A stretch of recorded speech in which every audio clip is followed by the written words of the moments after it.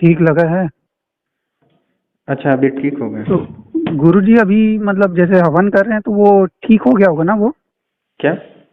मतलब पितृ ठीक हो क्या? गया होगा ना? हाँ पितृ हाँ। क्या? हाँ, अभी आधी तो मुक्ति हो गई है। उनकी जो ऊर्जा होती है ना, जैसे कि क्या होता है कि कोई भी प्रेत होता है ना, उसमें क्या होता है कि उसमें जो मन होता है ना, वही तो उसका अंश होता है। आत्मा तो एक जो बाल होते हैं ना, लाखों करोड़ों टुकड़े करने के बाद आत्मा का कण उतना होता है ना? अच्छा। तो जो बाकी होता है वो उसके मन, उसके संकल्प, उसके उद्देश्य वगैरह होता है ना, वो होते हैं। तो उसको तो नष्ट करते गुरुजी, थे, उसको मुक्ति मिल जाती। अच्छा गुरुजी देखो, मेन क्या होता था, मैं इतने दिन से ना घर में क्या हम्म। बोलता था, मेरे को मुक्ति चाहिए, मेरे को मोक्ष धर्म अर्थ काम और मोक्ष, धर्म अर्थ काम और मोक्ष। कॉपी में भी वही लिखता था, हाँ। मोबाइल में भी वही लिखता था और हमेशा लिखते आ रहा हूँ। हम्म। और पढ़ता था गीता वीता भी, तो मोक्ष कहाँ है, मोक्ष कहाँ है, मोक्ष, ऐसा सोचता था। ये पूरा बस ही बस में कर लिए थे क्या? क्या हुआ? पूरा अच्छा। बस में कर लिए थे क्या? हाँ मोक्ष हाँ। चाहिए, मोक्ष चाहिए, ऐसा बोल रहा था, मैं रोज बोलता था मैं। नहीं, अभी तो मुक्ति हो रही है उसकी। है ना? तो थोड़ा हो गया कि पूरा हो गया गुरुजी? अभी बचा होगा ना?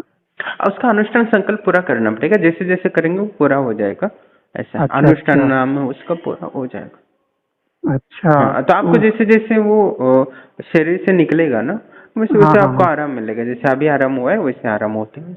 अच्छा अच्छा, उसके बाद जो भी साधना करना है कर सकता हूँ ना गुरुजी मैं? आराम से कर सकते हो। हाँ हाँ, नहीं गुरुजी वही बस बहुत दिनों से परेशान था गुरुजी। हम्म। बोलते हैं ना, जब पूरा मझधार में डूब जाते हैं तब थोड़ा आशा की किरण मिलता है, वैसी आप सहायता किए गुरुजी, बहुत बहुत धन्यवाद आपका।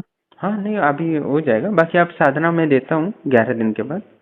हाँ हाँ और हाँ। उसके बाद आप जो भी साधना करनी हो, वार्ताली देवी का मातंगी 10 महाविद्या की साधना, ठीक है, अच्छा। अब वो कर हाँ लो आप। हाँ। ये क्या क्या ठीक हुआ ये बताओ। अभी मेरा सिर जो दर्द दे रहा था ना वो ठीक हुआ है। और जो पैर में जो नस पकड़ा था ना बीच में, तलवे के नीचे से अंदर में एक नस है ना, वो बहुत दर्द देता था, हाँ। वो ठीक हुआ है। और सांस जो ले रहा हूँ ना तो उसमें प्रॉब्लम नहीं हो रहा है, पहले भारी भारी लगता था जैसे बताया था आपको। हम्म।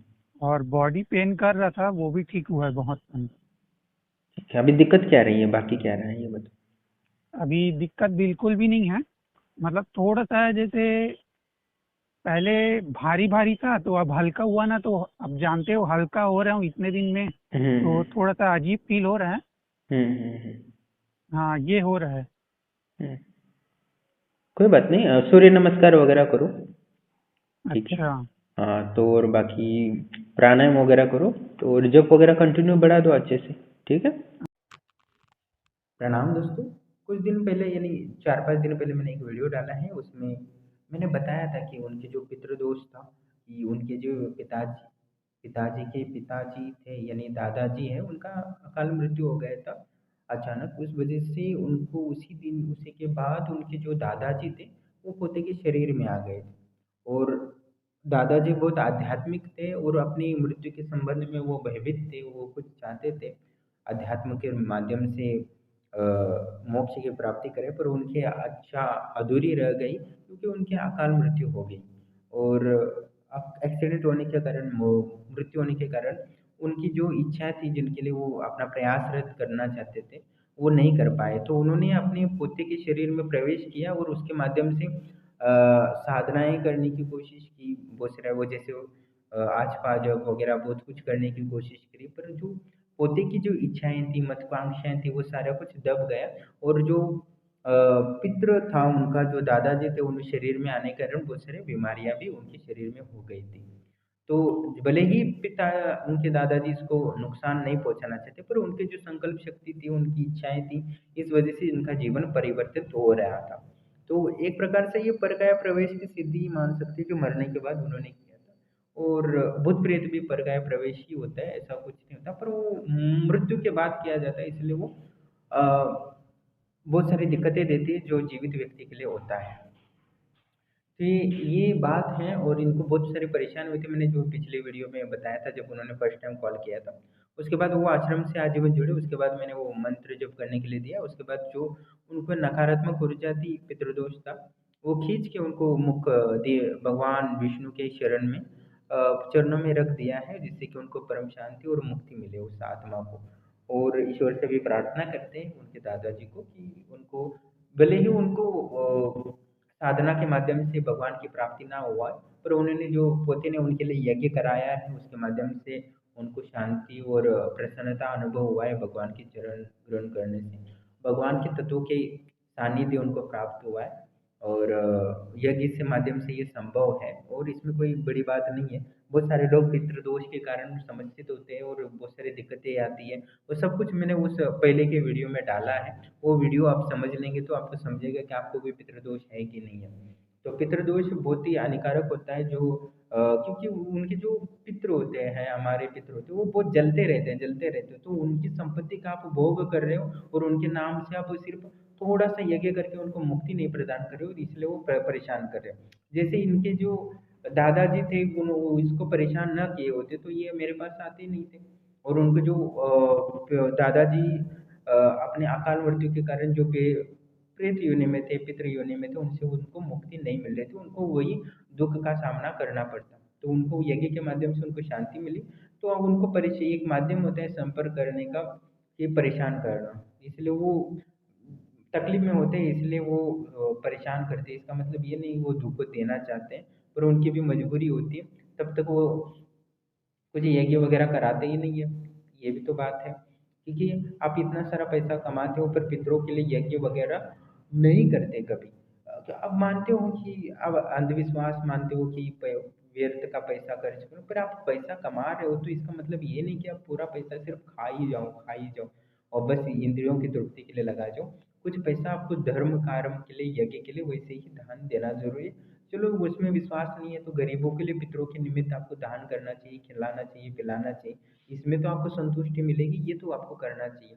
गरीब रोड साइड होते हैं, अपंग होते हैं, जिनको शरीर का अंग बाधित हुआ है, उनको आप अन्न दान या धन दान पितरों के नाम से करते हो तो भी आपको शांति मिलती है। तो हर व्यक्ति को महीने में एक बार किसी गरीब को पितरों के नाम से, उनके नाम से अन्नदान करना चाहिए।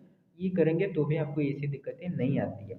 यज्ञ वगैरह बड़ी खर्चा ना कर सके तो इतना तो आप कर ही सकते हो। ये एक व्यक्ति को भी खाना खिलाते हो तो ज़्यादा से ज़्यादा 50-100 रुपये लगते हैं मेरे ख्याल से। वो इतना भी करोगे, आप पितरों के नाम से भोग लगा के वही खिला दोगे तो भी आपको शांति मिलेगी। बड़े बड़े एस्ट्रोलॉजी पंडितों के पास आपको भागना नहीं पड़ेगा। इसलिए ये छोटा सा उपाय हर महीने एक बार करो तो आपको शांति मिलेगी, क्योंकि ऐसी चीज़ें कोई बताएगा नहीं, क्योंकि सबको अपना धंधा चलाना है धर्म के नाम से। और जो हमारे पितृ होते हैं उनको तकलीफ ना हो, इसका आपको ध्यान देना, क्योंकि वो आपके कुल के हैं, वो प्रसन्न रहेंगे तो आपको मदद कर सकते हैं।